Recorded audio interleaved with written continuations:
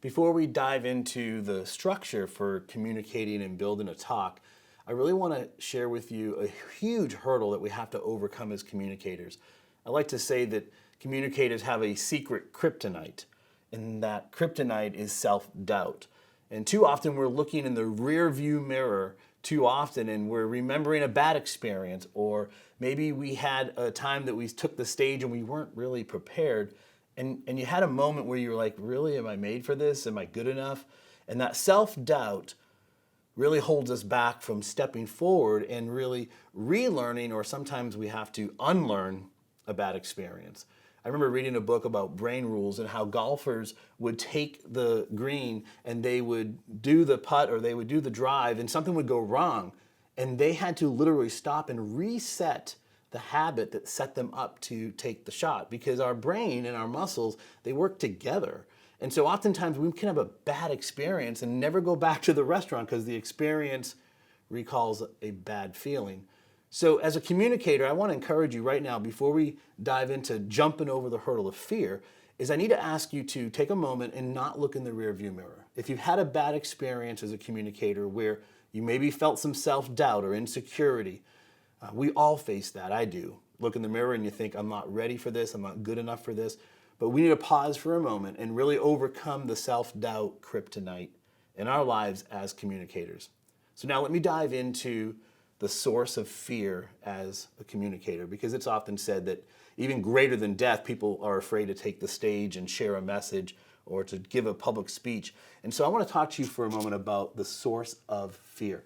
See, fear, it's really about what's unpredictable, because fear comes from the lack of predictability.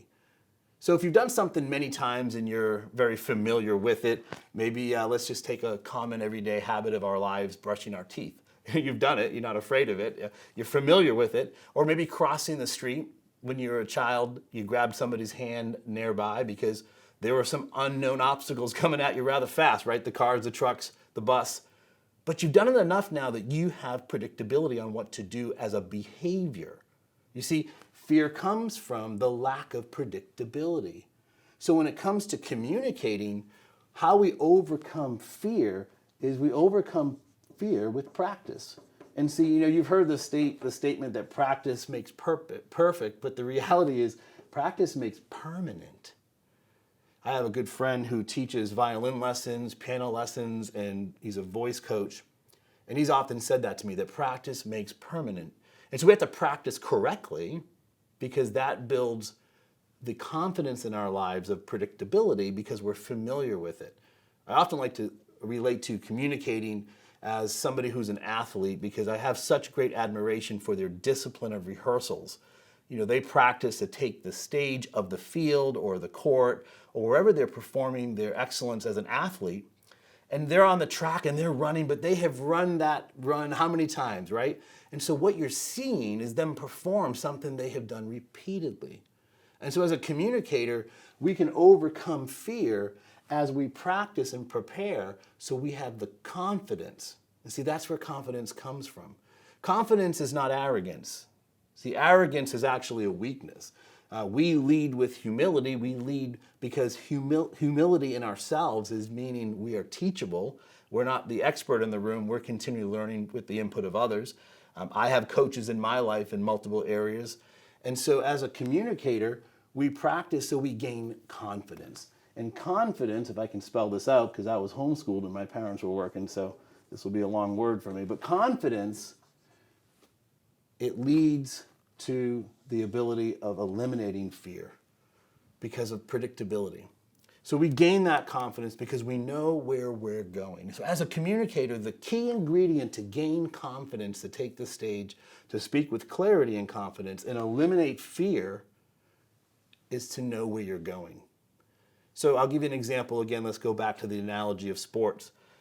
I'm not that tall, so I can't play basketball on the professional level ever in my life, but I used to joke and say that was my dream, was to be a professional basketball player, and it's more just to be humorous. But the reality is, the basketball player has run that play how many times in the practice rounds with their teammates, and so when they take the court, they're executing technically what they've already practiced. It's not something new to them.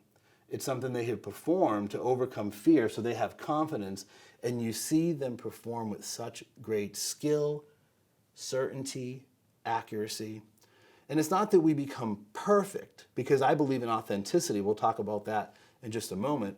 Is I believe that we become confident in the process. We become confident in the procedure, that when we practice, when we prepare, we simply know where we're leading people as a communicator.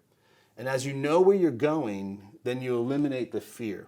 See, one of my pet peeves is being late and lost at the same time. So oftentimes I'll leave early for the meeting, but back before GPS, you get lost and then you get frustrated. And that's exactly what your audience will experience. See, in communicating, there's being boring as a speaker or boring as a communicator. That's the worst experience your audience can feel. But even a step worse than that is to be lost. For your audience not to know where you're going. And so we know we love entertaining communicators or people that are grabbing our attention. That's one thing, but the reality is, if we go back to making an impact in our message, we want to know where we're leading people. That's the clarity side of it. That's where confidence comes from, is we know where we're going. So today, as we continue this process of unpacking the model of communicating with clarity and confidence, let's remember where fear comes from. It comes from the lack of predictability. We will overcome that fear as we increase our confidence with practice, so we know where we're leading people. So we don't just have a boring talk, but we have a clear talk because we know where we're leading our audience.